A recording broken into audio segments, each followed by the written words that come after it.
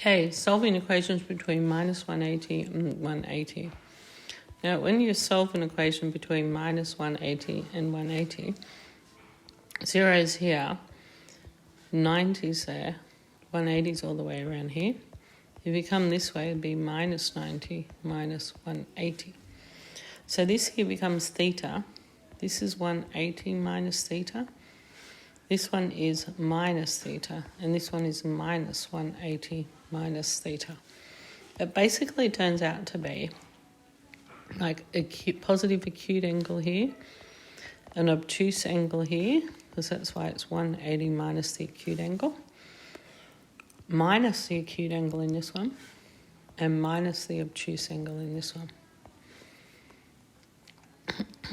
Okay, so when you're solving your equation, for example, let's solve sine theta equals, and we'll make it minus 1/2. We're going to do it for theta is in between 180 and minus 180. I'm not going to fit that in there, just a minute.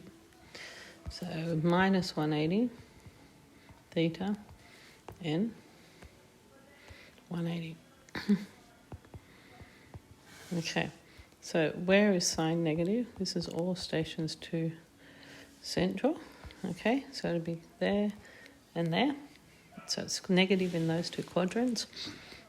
So in that quadrant it's minus theta, and it's minus 180 minus theta, or minus the acute and minus the obtuse. So first of all, let's find the acute. We've got the quadrant, so it's sine the minus 1/2. Now we put in plus 1/2 because we're only interested in the acute angle, because then we can either, put minus in front of it or take it away from 180. So shift minus 1/2 is √3 on 2. Sorry, it's not √3 on 2.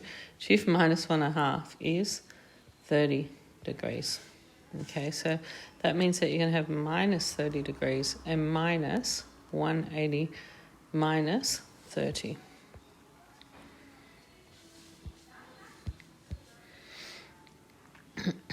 So it's going to be minus 30 and minus 150 degrees. Okay.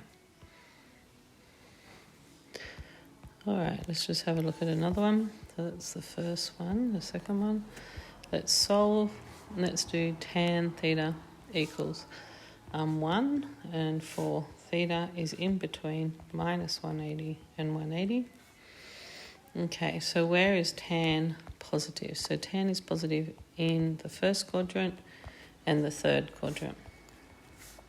So that means it's going to be theta, and in that quadrant it's minus the obtuse angle, or minus 180 minus theta. So tan the minus 1 of 1, tan the minus 1 of 1 will be 45 degrees.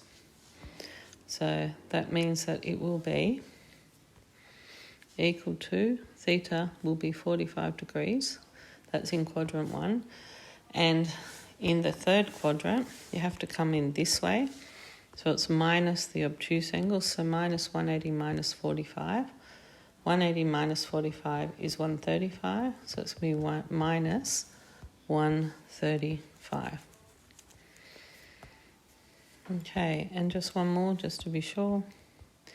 So let's solve cos theta equals minus √3 on 2, and let's do it for theta is in between minus 180 and 180. Okay, where is cos negative? In the second and the third quadrant.